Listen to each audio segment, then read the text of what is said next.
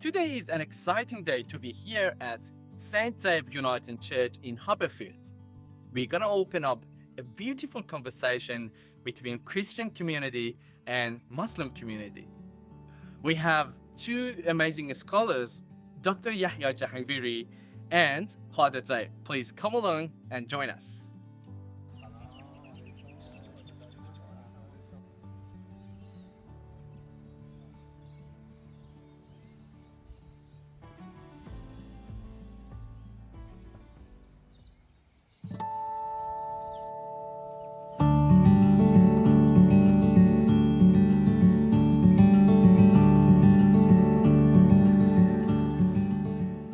Sохраварди has a very good relationship with Islamic communities, particularly Shias, and he is actually he authored some works in Shiism, and is very supportive of Iranian policy as well. Oh, that's amazing.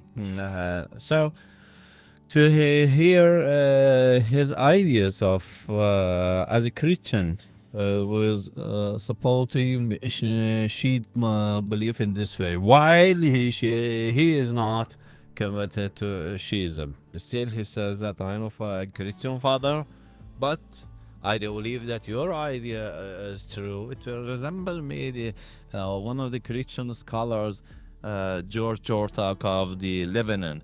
He said that when I saw the characteristics of Ali alayhi salam, I say that the truth is with Abu Tari and I have to be Muslim. But when I come to Mary alayhi salam, I say that how can I be the follower of Ali while I have the Mary in my religion? So believing in two in paradoxical way, somehow we see in David, Father Dave, that's why his characteristic is very interesting. Maybe today our topic would be more fantastic and interesting. Yeah, of course. That's amazing. Yeah, it's been always a sort of hassle for any religions to have a conversation or open up a conversation and talk about what we believe and what you believe, what are the common things we have. And I think that's really amazing opportunity we have this chance to talk. Some point look is that when you see that someone is looking, have a passion to your religion, has a passion to your religion from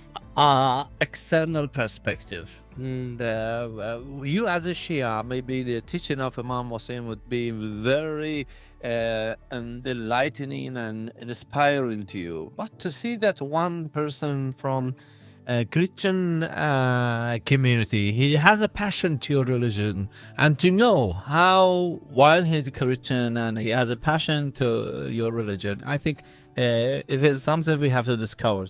Yeah, that's amazing.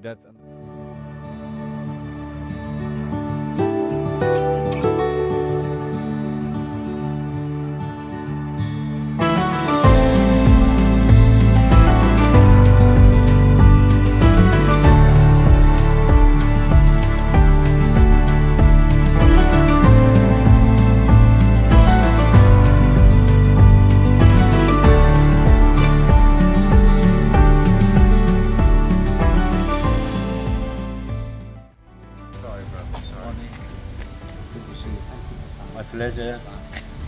Dr. Salcha.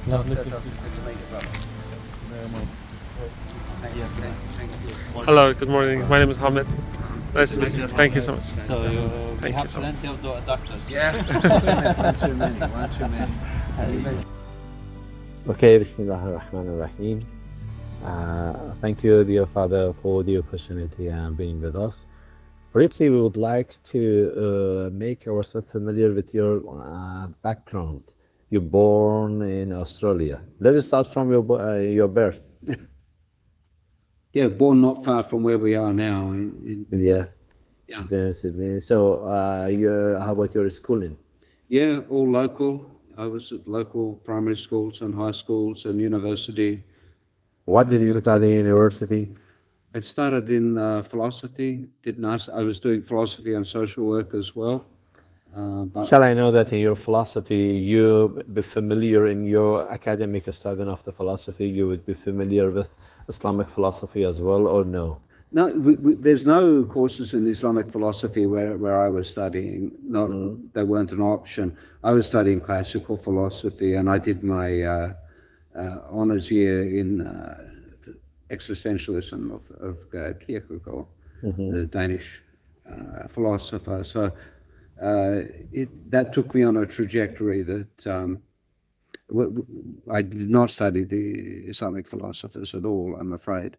It wasn't an option. So, where and when you started to be more familiar with Islamic history and teaching? Yeah, I knew very little of Islam for most of my life. When it was the start point? Yeah, it was really when with the September 11, this is the beginning, of awareness, I think, in this country for everyone. All of a sudden, we didn't think we knew any Muslim people. All of a sudden, we realized we've got this enemy. This is the way it's being depicted and sold to us in the media. So it was out of this that I made a connection with the local Shia community and started to try to... You mean that your first point of being familiar with Islam was from the Shia perspective? Yeah, totally. I didn't even know there was a difference between Sunni and Shia at that stage. Okay. It came about because I run the campsite in the bush, and a group booked the campsite for a youth group, and it was a school teacher friend of mine. So I thought he was booking a school group, but it turned out it was Islamic youth group from the local Shia community centre. And I was concerned because the only thing I know about Islam is the 9/11. So I think I better go down and see. They're not going to be, making bombs down there or something.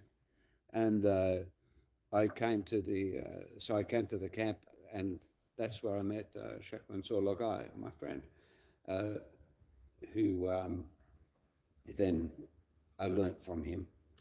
I became good friends with him, and I sat and listened to what he had to say and discovered the new world. Fully devoted yourself to support Palestine and Gaza. Is there any passion in your heart? What was the reason? There's a story behind that. I mean, I was president of a Australian Palestinian human rights organization, Friends of Sabeel, which is the Christian end of the Palestinian struggle. And I was president of Friends of Sabeel Australia for some years. My history with Palestine, and really with the entire Levant, goes back to my friendship with Mordechai Vanunu. If you're familiar with him, back in, what year was that? 1986. 1986. So Mordechai Vanunu was the Israeli nuclear technician who told the world about the nuclear bombs hidden under the Negev desert. He came to Australia, and he walked into our church where I was working in King's Cross at the time, and we became friends. Interestingly, he studied Kierkegaard in university in Jerusalem, and that became our connection, and we became good friends. And it's from there that, without wanting to bore you with a long story, if you remember, Kierkegaard's philosophy is all about the importance of decision. Yeah. That decision is the leading end of existence, not reflection. But and when Mordechai came here to Australia, he was trying to make a decision about what he did with the photographs he'd taken of these nuclear bombs in development. And eventually he comes to the front of the church and says, "Now I give my life to Jesus. Now I do what I must do." He made his decision. And in many ways for him it was a choice of Kierkegaard over Nietzsche, which is his other person he was studying at university, as well as it was a decision of faith over rationality. Very true. Because he was scared, because he knew that the Mossad would track him down, and that his family would disown him, and he'd be seen as a traitor to his people. But his God-given conscience and his higher loyalties to humanity were telling him he had to tell this story. Anyway, so it's through my friendship with Yahya and that he drew me in to understand the situation with Palestine and the border region.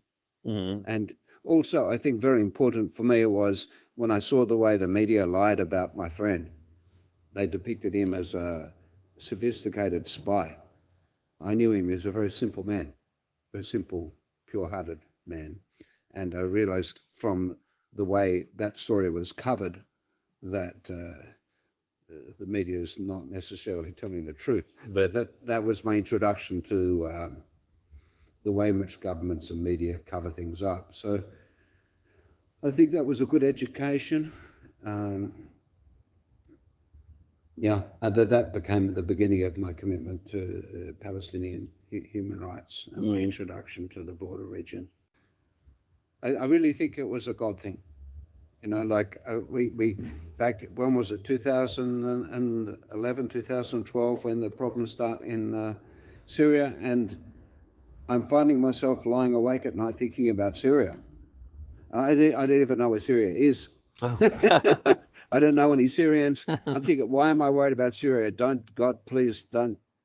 So maybe some. I'm busy enough as it is. I don't want to have anything to do with Syria. Then I bump into a Syrian friend at the Imam Hussein Center I didn't even know he was Syrian. He says, don't believe what you see on the television about Syria. I said, I don't, because I hear these reports saying that the peaceful protesters are, protesting the government, and they're being shot, and now they're fighting back with their anti-tank missiles. And I'm thinking, hang on, something doesn't add up here, you know. Anyway, my friend he's from Homs, and he says, don't believe what you're seeing on television. So all of a sudden I'm starting to meet Syrian people. And then I get a call from my friend Declan, who, it was a friend who runs the Palestinian network in Ireland. And we're talking, he said, I don't believe what's going on in Syria. That's right. I said, well, I don't either. But he's a good Catholic boy. He calls the Catholic Church in Syria. I find out what's going on. They put him on to Mother Agnes Mariam, who's in Homs, and because she speaks good English. Next thing, Mother Agnes is on Irish talkback radio. Next thing, Mother Agnes has to leave the country because she's getting death threats. Then my friend in Ireland calls me and says, Mother Agnes is here with me in Dublin. We want to come to Australia. Can you put us up? I said, I'll organise a tour. So then I've got Mother Agnes and the Syrian team in Sydney, and she says, are you coming to Syria? I say, of course. You went there. What can I do? I've been pulled into this, I think, from on high, So, yeah. Still fighting was there. Which year it was? Sorry, this was 2013. It was fire was there. Fire was on in Syria. Yeah, I think it started around 2012, the violence there. April 2013, we were going to go in 2012. That's right, it didn't work. So April 2013. I see. So let me ask this question briefly. How we as religious peace builders can change the mind of the humanity from what the medias are provoking to? This is the big question. How we can do that? You have experience in this field. Yeah, how do we get around the media lies? It's a very big question, isn't it? And I think people have while you have one source controlling the narrative, it's very hard. I mean, there are so many instances of that. But I think most people want to believe what the media is telling them. It's too challenging. I think that is enough. If we teach people that what the media is saying to you, it's not fully true, and if believe to this, that is enough of us. You'd be familiar with Wittgenstein. Yeah. One of the things I remember Wittgenstein saying is the things we are most certain about don't necessarily have any proof. But there's so much other stuff supporting them. is the problem. Yeah. It's like the examples he gives to the people who say they're my parents really are my parents. Probably you've never had this proved to you. Yeah. But everything you believed in your history has this as a basis. Yeah. It's like, I don't know if you in your arm play Jenga. It's Yeah. a game with all the sticks. Yeah. Well, you know, if you pull a stick off the top of the Jenga pile, there's no big problem. Yeah. But you pull one out of the bottom, the whole pile maybe falls. Well, this is how beliefs work as well. We have some beliefs, they're deep beliefs because there's so much other stuff on top of them. Very true. This is our faith. Yeah. If we pull away our faith, everything collapses. You know, I remember many years ago an American woman saying to me, I showed her a video of the 9/11 attacks, the collapse of Building 7. I don't know if you remember that. Very suspicious. Yeah. And she says, I can't believe this because if this is true, then my government is lying to me. And if my government's lying to me, I don't know what to do. Right? Now, you see what's happening is someone's looking to pull out a stick at the bottom of that pile. Sorry. If this stick comes out, boom, everything falls. You know, and this is how beliefs work. I think some things, believing that our government tells the truth, believing that the media is basically would not lie to us. Things like this, these are for many people very fundamental. And I think God is enough of us in this modern world. That is enough of us. If we just put this idea that the media are deviating our mind. If the people come to this belief, that is enough. That's right. People are understandably resistant to distrusting the media, distrusting their governments. And having said that, the opposite is also true. Once they become aware and they accept that the governments lie and that the media lies, then they're open to a whole new range of truth. Yeah. Regardless of your peace activities all over the world, I saw that you are very active regarding the youth and addicted people here in Syria. Let me, what pushed you to come to this idea that to care about the addicted people here? Addicted people. People struggling with addictions, Yes. things like that. Look, it was just when I started as parish priest in Dulwich Hill. I was there 30 years. And we were the heroin capital of the inner west of Sydney, which there were kids dying all the time. It was like a war zone. And we started a youth drop-in program, and we would have, kids come in each year through the school and other local kids. And every year, some of those kids would die, some would go to jail, and some would be okay, And generally, the kids we were working closely with were okay. And the program which we developed with those kids was the boxing club. Mm. And that became played a very positive role for the young men in particular. It's boxing not worked so well with girls, but it was mainly the boys who were shooting up the heroin, and mainly the boys who were committing the crimes, mainly the boys who were suiciding. So, we focused on working with the boys and through the boxing club, and combining the boxing club with the church became, it was a very successful program for many, many years. Mm-hmm.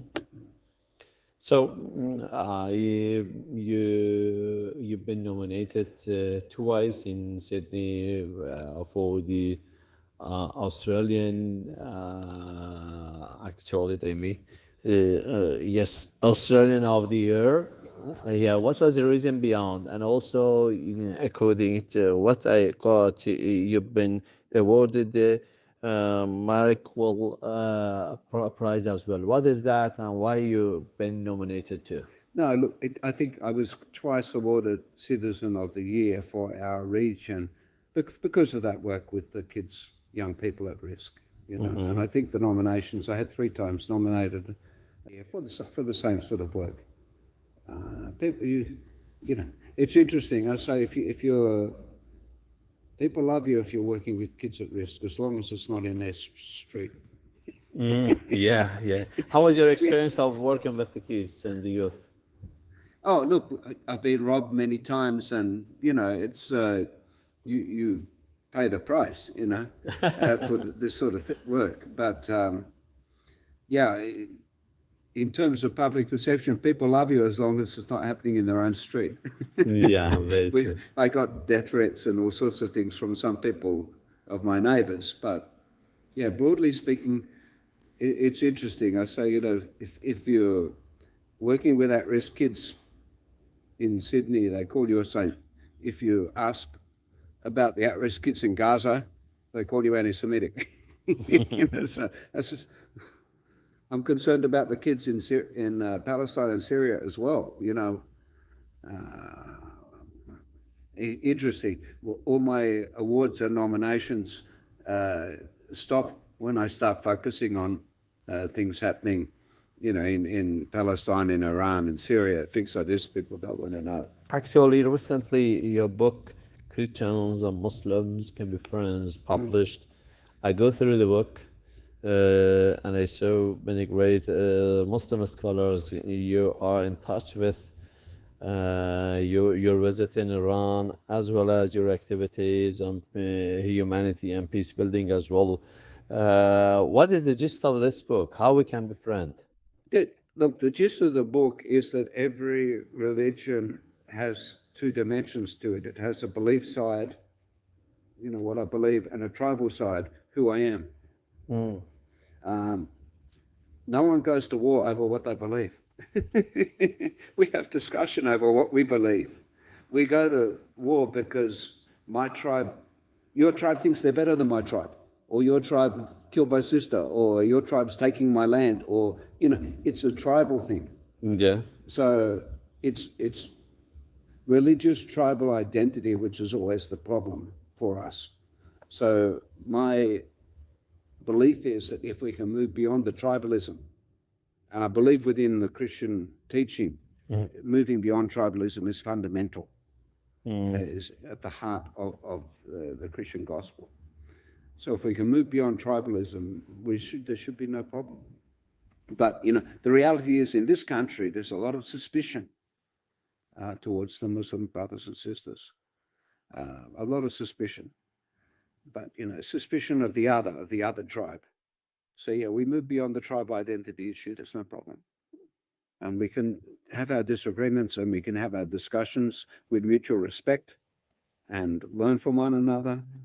We can still disagree on things. I think one of the problem here, one of the obstacle toward friendship between Muslim and Christianity is that we are in negligence of the others. So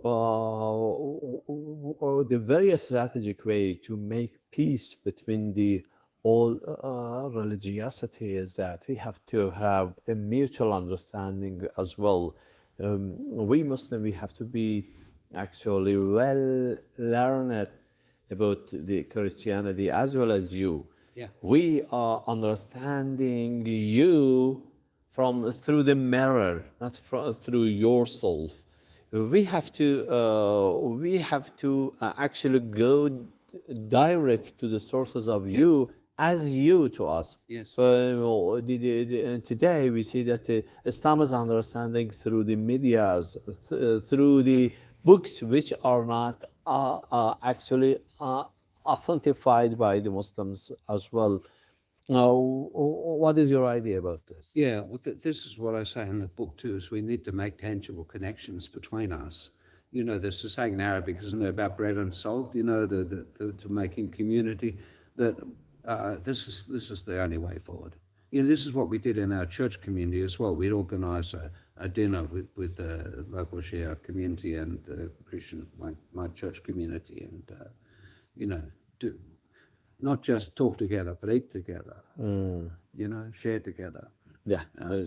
I think protest together about Gaza, things like this, you know, is also good ways so that we're working together on things, you know. And for me too, also addressing the problems with the young people, you know, with Sheikh Mansour and I would try and look at the issues facing the young people in our region together. Thank you, Father Dave, for the opportunity. At the end, we would like to hear from you how close you are familiar with Shia sources, Shia teachings. Let's start from this question. You want me to share a favorite Shia teaching? I wish I knew more. You know, I'm very much a beginner in this area, but of course I remember some of the great statements of Imam Ali about either you're my brother in faith or equal in humanity. This is well-known piece of wisdom, which I think embodies very much my own conviction that we need to move beyond them. And I think Imam Ali. How about the Ashura and the Imam Hussein? Are you familiar with? Oh yes. I've been invited to go to Kabul many times. Let's go to the details of your analysis of the Imam Hussein, who resists for the justice and peace of the world. Look, I think obviously he's a very key figure in Shia piety in particular, and I think in many ways it parallels the role the Christians we put on the suffering of Jesus. You're familiar with for the Christian, the cross is the central symbol of everything. Yeah. So at the understanding of the heart of understanding is suffering, the suffering of Christ, and I think this is so much of the New Testament too is in terms of trying to, as mature people, we need to come to terms with suffering, you know, and understand how God allows these things to happen and what place suffering plays in the heart of God. I think for Christians this is worked out through the cross. It seems to me in a very parallel way the sufferings of Imam Hussein play a very central role in Shia piety. And when I see people grieving at the Ashura, it's very reminiscent for me of the way the Christian community grieves on Good Friday. You know, I think there are parallels there and are coming to terms with the suffering around the world, which is held up at Ashura in a very important way, and I think that's very powerful. I see. How about the Mahdiism, you know, in our belief that at the end of the time, Imam al-Mahdi with the Jesus Christ, Isa alayhi salam, they would arrive to build peace all over the world. I would like to hear your analysis about this. Yeah, look, I don't know, you know, what the future holds. Within the New Testament, we have the Book of Revelation and various prophecies about what's going to happen, but it's all very symbolic and nothing is clear. I'm open to being surprised. You know, people say, do you think Jesus and Imam Mahdi will appear together? Yeah, as we have in our sources. Yeah. And you know, the mother of Imam Mahdi alayhi salam is from Christian side. Yeah, I said that'd be great. I don't know. Okay, thank you, Father, for the opportunity. Thank you. Bye. Assalamu alaikum. Alaikum salam.